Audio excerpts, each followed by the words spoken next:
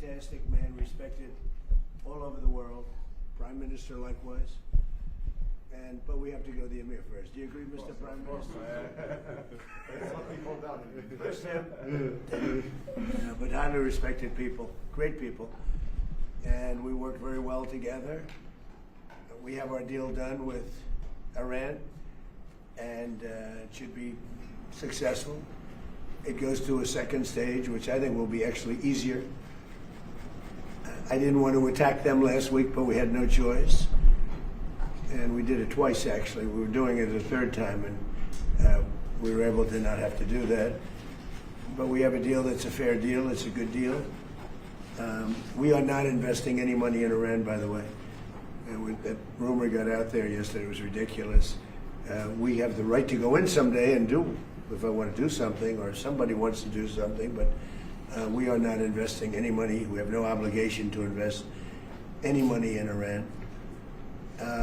Working with Qatar and the people of Qatar was really a pleasure. They were tough, they were strong. You know, they are the closest to Iran physically. So with other countries, I noticed I had to travel about 45 minutes to get there. With you, you could walk right across the border. So you were in a more dangerous position. But I do have to say, you fought and you helped us, and with great bravery. So I just want to compliment you on that, and you'll always be my friend. Well, thank you very much, Mr. President. It's always a pleasure seeing you. I want to thank you for your leadership in this very, very important, critical time in the Middle East. And I think, as you mentioned, Mr. President, this is a very important deal. There's still a lot of work to be done, but I think, with this momentum, if we continue like that, Mr. President, I think we can achieve and do great in the region. So it's going to be very important for the region, very important also for Iran as well. So we are here to help whenever friends ask us to help. We're always here to help. Of course, also our bilateral relationship, Mr. President. Since your historic visit in Doha last year, our trade partnership is going to reach $1.2 trillion. Right. And this is huge, and we have a lot of great investments that we're very proud of as well in the US, and also American companies investing in Qatar. So overall, we are very, very proud and very happy about this relationship. And I want once again thank you very much for your leadership. I think it was a very critical time, but I think you took the right decision. Thank you. Thank you to them. Thank you.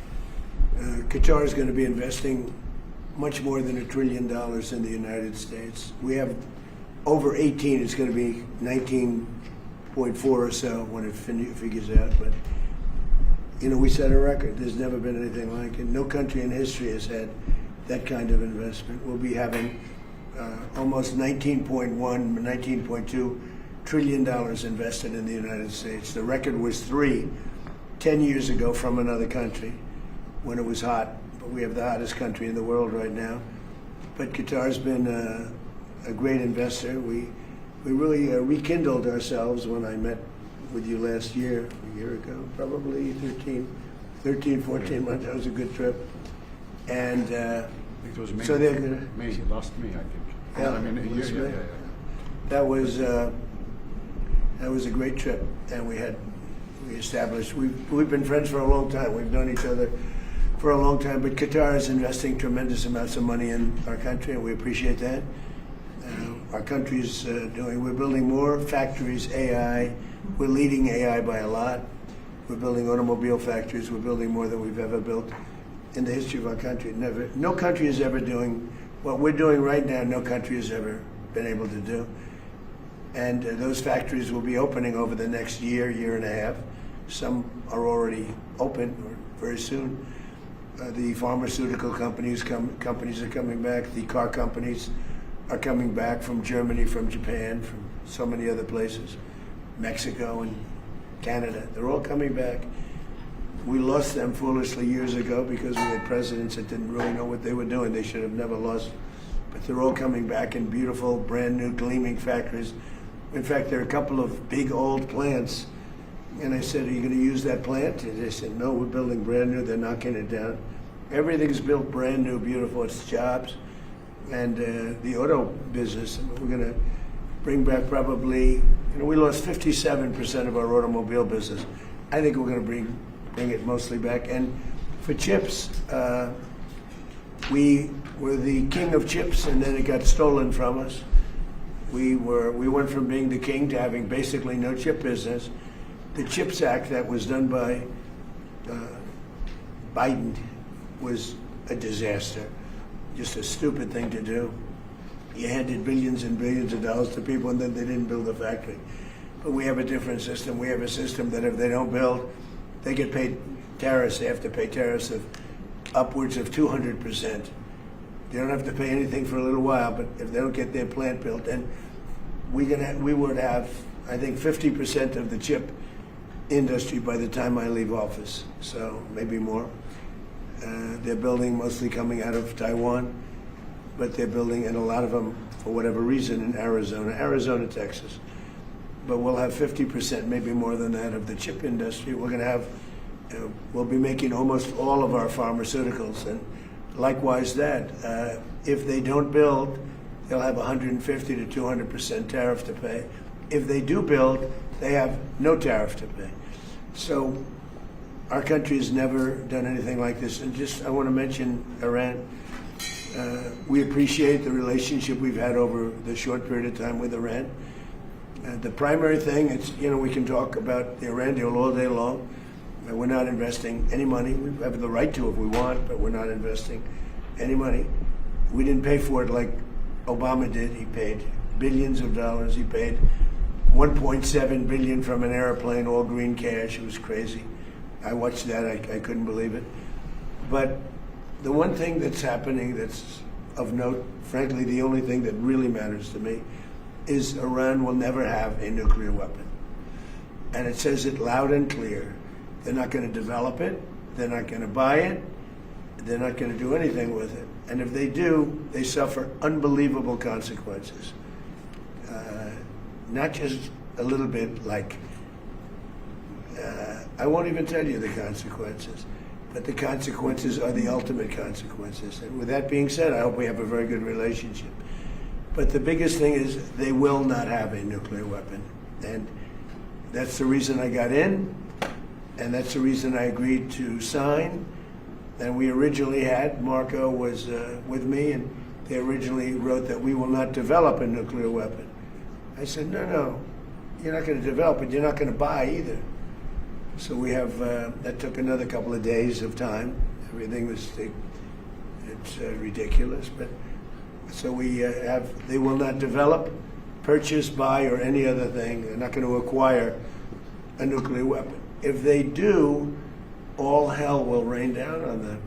And they're not going to do that, Now, you talk about regime change. I never cared about regime change. It's never a part, but I guess you have regime change because you know better than anybody. The first group, they're all dead.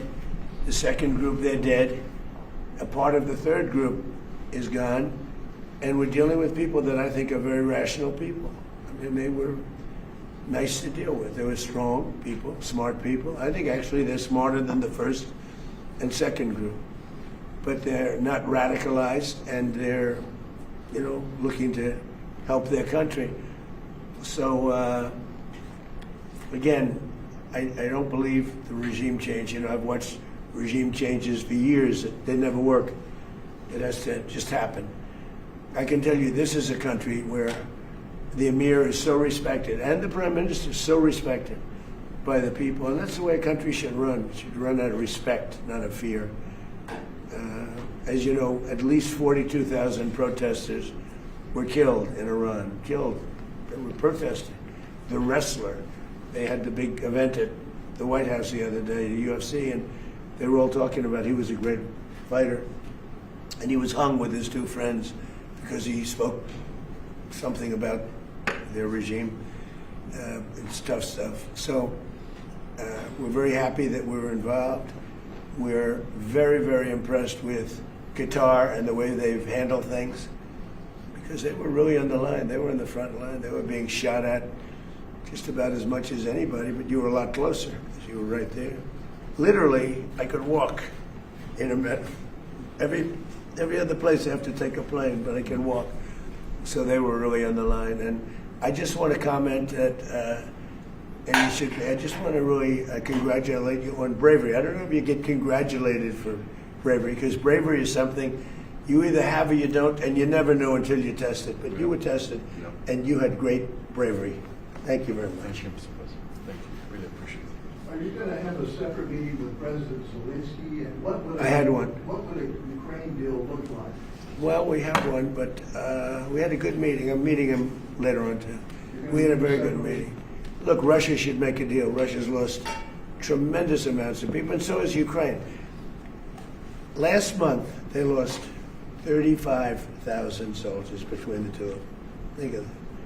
This is on a monthly basis. They average 25,000 people, mostly soldiers, young, beautiful people.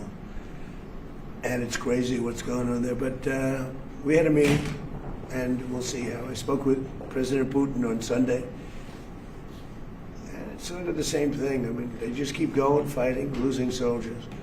They lose so many soldiers. This is not since World War II has anything like this happened. I settled 8 wars. This was the one I thought was going to be the easiest settle.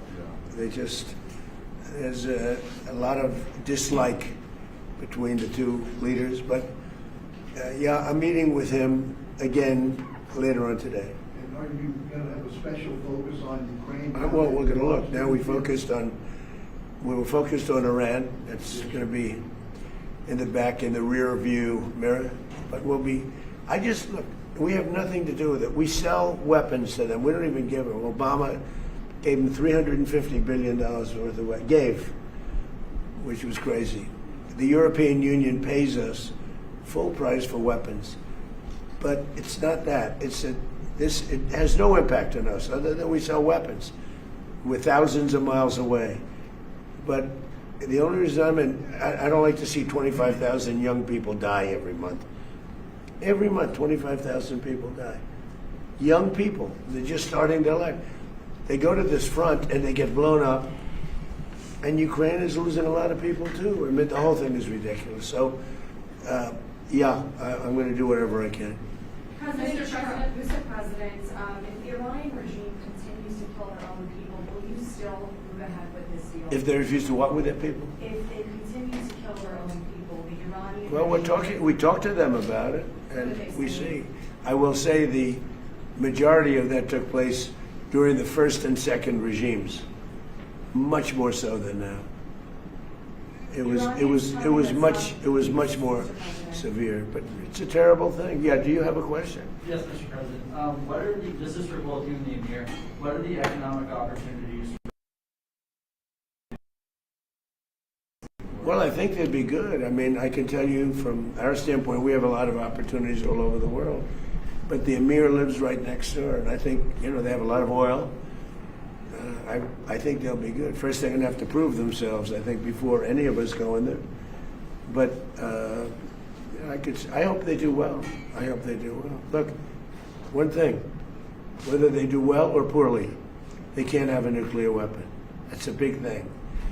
If they had a nuclear weapon, they would have blown up Israel, they would have blown up the Middle East, and they probably would have taken a shot at us. We would have gotten them first, I think. But they would have done tremendous damage. Had we not canceled the Obama nuclear deal, the JCPOA, you would have had them having a nuclear weapon 5 years ago. That expired. That was a road to a nuclear weapon. It was the dumbest deal I've ever seen other than NAFTA. NAFTA maybe was even dumber. But just in terms of a bad deal for us. Paid them billions and billions of dollars. We pay nothing. They paid them billions of dollars, and it was a disaster. I terminated that in my first term. Had I not terminated, and we hit them hard, we terminated it. In my second term, we sent in the B-2 bombers, and we terminated their, I call it the nuclear dust, their enriched material, right? And totally effectively. And I remember when CNN, which is fake news, I don't know, it probably isn't, but CNN said, well, maybe it wasn't that effective.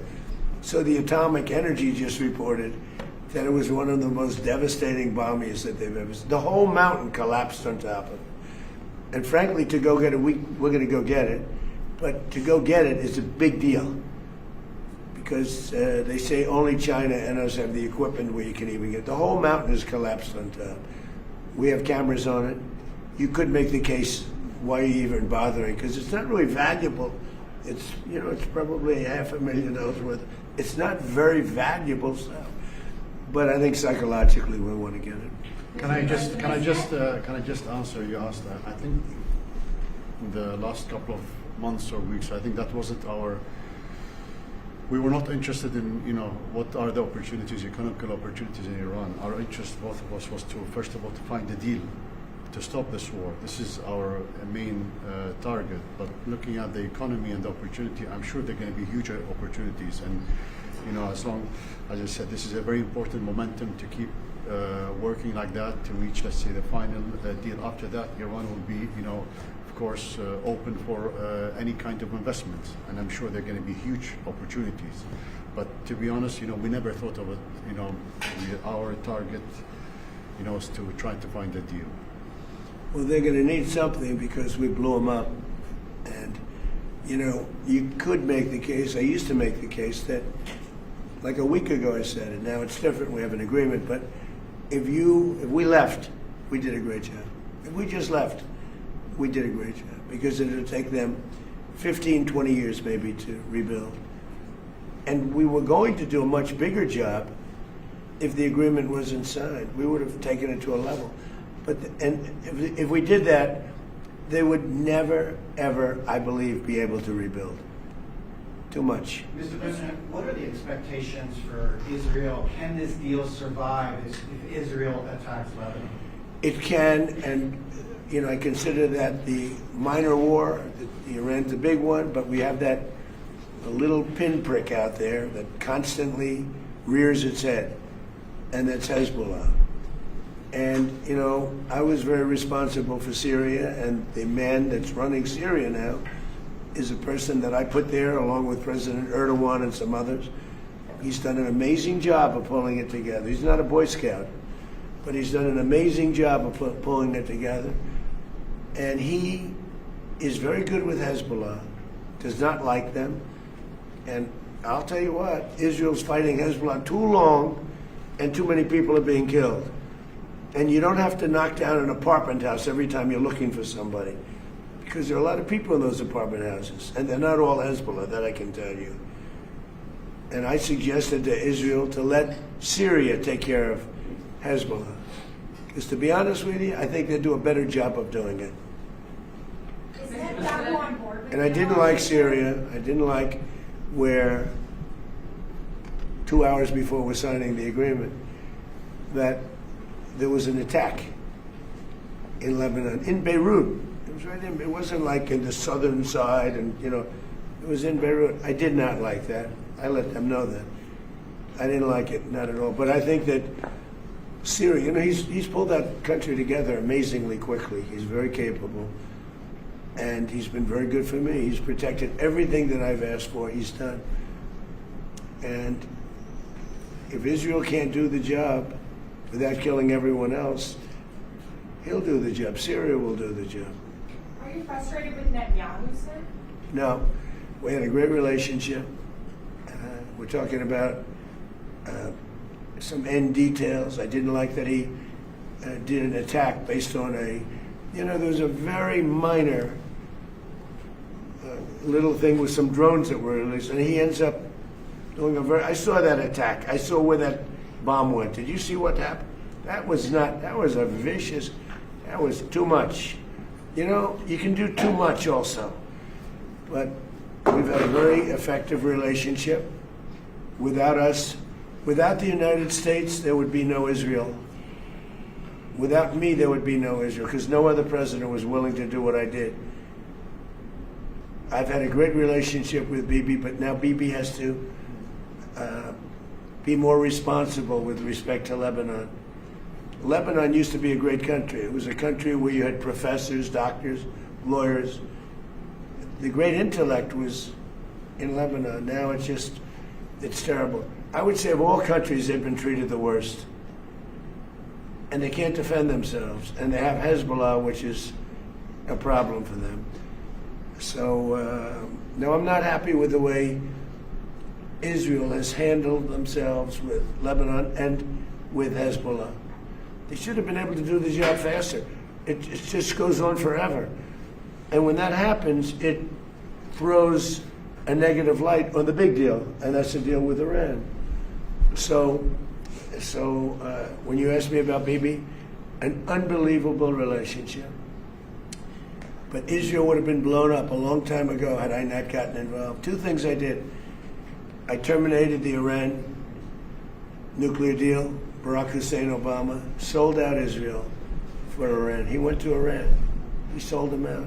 How anybody can vote for this guy or the party, the Democrats I call them because they're dumb. They're dumb people. That's number one. How anybody can vote for them. And the second was the B-2 bombers just totally destroyed. So they had the right there, the JCPOA. I watch these politicians. I watched a Senator Reid that nobody ever heard of the other day. Well, this deal is the same as the deal with Barack Obama. No. This deal is a wall to a nuclear weapon. His deal was a road to a nuclear weapon. My deal, they can't have a nuclear. They get blown up. If they have a nuclear weapon, they get blown up. In his deal, they were allowed to have a nuclear weapon. And in all fairness to Bibi, I remember very well, Bibi came to Washington and he begged Obama not to make that deal. And Obama was on the side of Iran, not Israel. And he made the deal. That deal was a disaster. I terminated that deal. And if I didn't terminate, and it was very tough after the termination, and if I didn't do that, Howard knows better than anybody. If I didn't terminate that deal, I believe that Israel wouldn't be here right now. And the second one was what we did with respect to the nuclear dust, as I call it, right? We blew it up. The mountain collapsed on top. You can't get to it. And they were 2 weeks away from having a nuclear weapon. And if they had a nuclear weapon, they would have used it on Israel, and I hate to say it, and probably the rest of the Middle East, because they had all those missiles aimed at the Emir, at Saudi Arabia, at UAE, at Kuwait, at Bahrain. I mean, the biggest surprise in this whole thing, I didn't think you guys would, I thought he would aim at Israel, but he didn't aim at Israel, much less. He aimed at your countries. And actually that was a mistake for them because it brought us, these countries, in particular the 5 countries, it brought us, I mean, he even hit Turkey once. I never understood it. Nobody's going to understand it. That's the problem. They're totally irrational people. And those people are now gone. And I think Iran has rational leadership now. Is that now? But you wouldn't have, if it weren't for the United States of America, with me, because Obama was the opposite, Israel would not exist right now. Israel would have been blown off the face of the earth, 100%. And every smart person in Israel knows that. Okay, thank you very much, everybody. Thank you.